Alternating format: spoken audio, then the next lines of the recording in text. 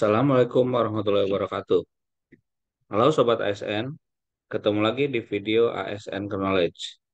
Pada video kali ini kita akan membahas tentang cara menghitung nilai ambang batas atau passing grade peserta seleksi kompetensi CASN P3K tahun 2022.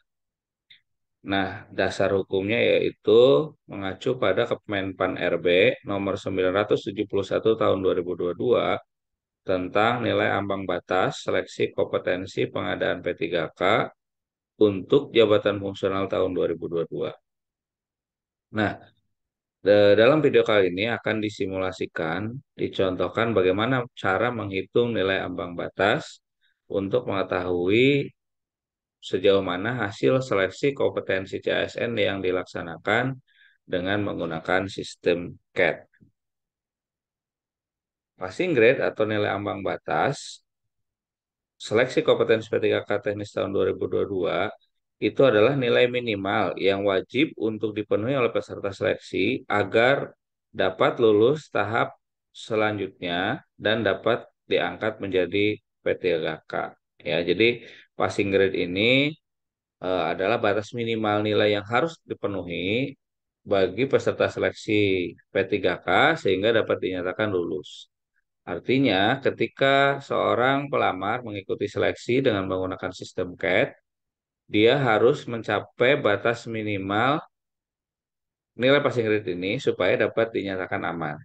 Ya, kenapa harus ada passing grade? Adanya passing grade ini dalam seleksi kompetensi P3K berbeda untuk setiap jabatan. Jadi masing-masing jabatan punya kriteria syarat minimal passing grade. Nanti kita akan bahas di slide selanjutnya sesuai dengan lampiran Kemenpan ini. Nah, penentuan passing grade atau nilai ambang batas seleksi kompetensi P3K tahun 2022 itu dituangkan, dijelaskan dalam Kemenpan nomor 971 ya, tahun 2022. Tujuan ditetapkannya passing grade atau nilai ambang batas dalam seleksi P3K ini yaitu untuk mewujudkan pegawai pemerintah dengan perjanjian kerja yang bersih, kompeten, melayani. Setiap pegawai pemerintah ini memiliki kewajiban, yaitu memiliki kompetensi minimal, di antaranya kompetensi teknis, kompetensi manajerial, dan kompetensi sosiokultural. Tentunya juga sesuai dengan tuntutan jabatan dan peranannya sebagai penyelenggara pemerintah dan pelayan masyarakat. Nah, ditetapkannya standar penilaian dalam bentuk nilai ambang batas seleksi pegawai pemerintah dengan perjanjian kerja ini untuk menjamin terpenuhinya kompetensi setiap pegawai pemerintah dengan perjanjian kerja. Adapun materi seleksi kompetensi pada pengadaan P3K tahun 2022 ini diantaranya adalah ada 4 jenis kriteria soal yang diujikan dalam seleksi CAT, yaitu yang pertama seleksi kompetensi teknis, kemudian kedua seleksi kompetensi manajerial, yang ketiga kompetensi sosiokultural, dan terakhir wawancara. Seleksi kompetensi teknis ini bertujuan untuk menilai penguasaan, pengetahuan, keterampilan, sikap, dan perilaku yang dapat diamati, diukur, dan dikembangkan yang spesifik berkaitan dengan bidang teknis jabatan. Jadi, eh, kenapa nanti nilai skor ambang batas untuk masing-masing jabatan itu berbeda? Ya, karena tergantung dengan kualifikasi kompetensi jabatan. Nah, yang kedua, seleksi kompetensi manajerial. Ini bertujuan menilai penguasaan, pengetahuan, keterampilan, sikap, dan perilaku dalam berorganisasi yang diamati, diukur, dan dikembangkan terkait dengan integritas, kerjasama, komunikasi, orientasi pada hasil, pelayanan publik, pengembangan diri dan orang lain, mengelola perubahan, serta pengambilan keputusan. Berikutnya materi yang ketiga yaitu sosiokultural. Ini bertujuan untuk menilai penguasaan, pengetahuan, keterampilan, dan sikap perilaku yang dapat diamati, diukur, dan dikembangkan terkait dengan pengalaman berinteraksi dengan masyarakat, majemuk dalam hal agama, suku, dan budaya, perilaku, wawasan kebangsaan, etika, nilai-nilai moral, emosi, dan prinsip yang harus dipenuhi setiap pemegang jabatan untuk memperoleh hasil kerja sesuai dengan peran, fungsi, dan jabatan dalam peran pemangku jabatan sebagai perekat bangsa. Kemudian yang terakhir adalah tes wawancara. Tes wawancara ini bertujuan untuk menilai integritas dan moralitas pelamar. Nah, adapun jumlah soal dalam seleksi kompetensi ini untuk kategori soal kompetensi teknis sebanyak 90, manajerial 25, sosiokultural 20, tes wawancara 10. Sehingga total soal sebanyak 145 soal. Adapun durasi waktu untuk seleksi kompetensi teknis, manajerial, dan sosiokultural diberikan waktu 120 menit, waktu normal, sedangkan untuk disabilitas diberikan tambahan waktu 5 menit sehingga menjadi 125 menit. Sedangkan durasi waktu untuk wawancara normalnya 10 menit, untuk disabilitas 15 menit. Nah, ini dia besaran passing grade yang harus dipenuhi oleh seorang peserta seleksi. Yang pertama untuk seleksi kompetensi teknis. Berapa nilai ambang batasnya? Ketentuannya untuk seleksi kompetensi teknis ini ternyata nilai ambang batasnya berbeda untuk setiap jabatan sesuai yang tercantum pada lampiran Kemenpan RB nomor 971 tahun 2022. Nanti kita akan lihat di slide berikutnya. Adapun nilai kumulatif maksimal untuk seleksi kompetensi teknis sebanyak 450.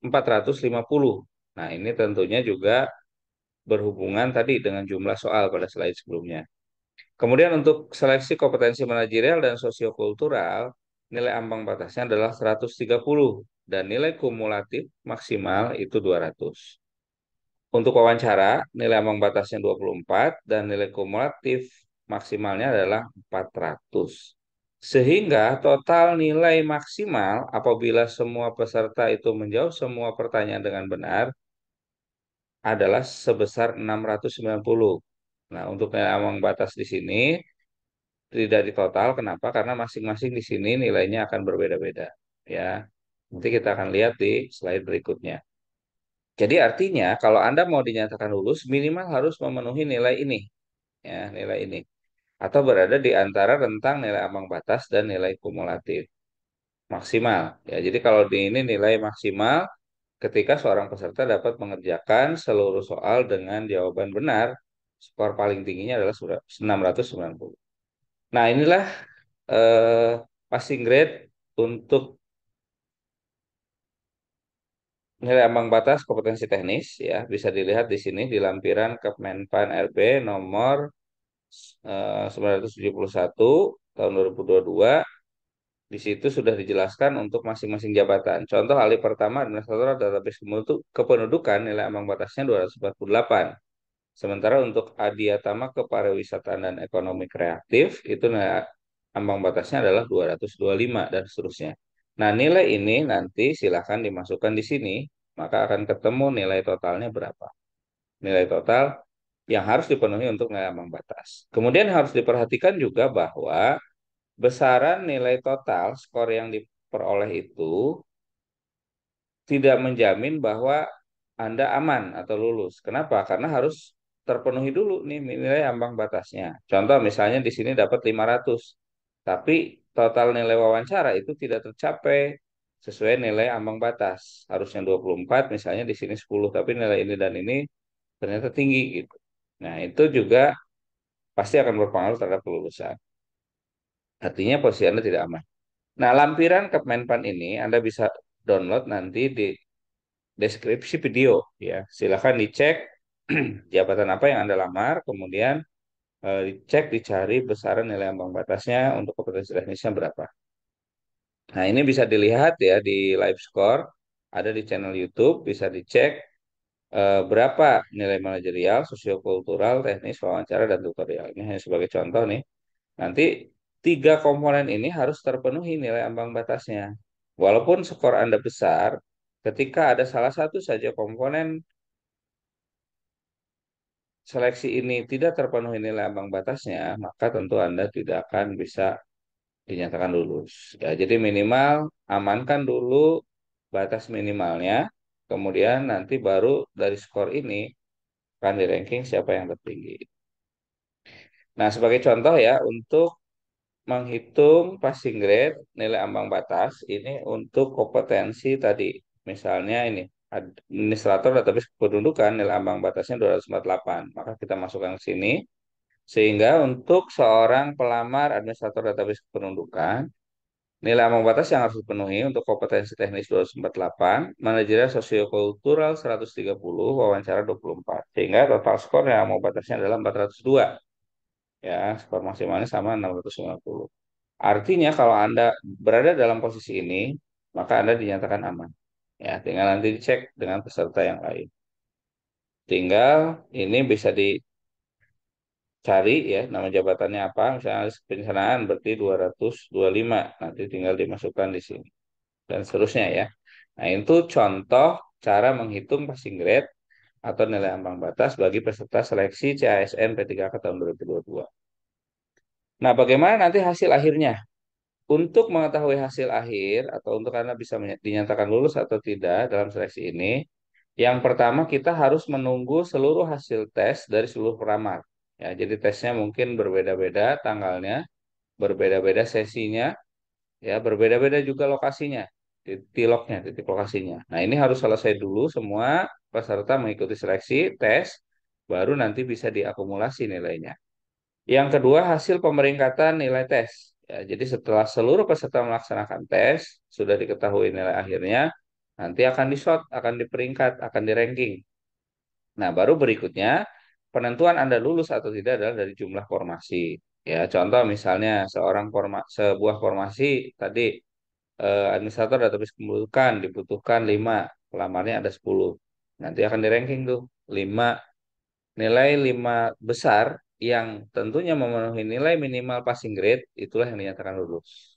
Ya, jadi walaupun Anda nilainya besar, tapi ada salah satu komponen yang tidak terpenuhi batas minimalnya atau passing grade-nya, maka Anda tidak akan bisa lulus. Nah, demikian yang bisa kita bahas dalam video kali ini. Semoga bisa menjawab pertanyaan tentang bagaimana cara hitung nilai ambang batas atau passing grade untuk seleksi kompetensi bagi pelamar CASN P3K tahun 2022. Terima kasih sudah menonton video ini. Jangan lupa di subscribe, like, dan share. Sampai ketemu di video yang akan datang. Assalamualaikum warahmatullahi wabarakatuh.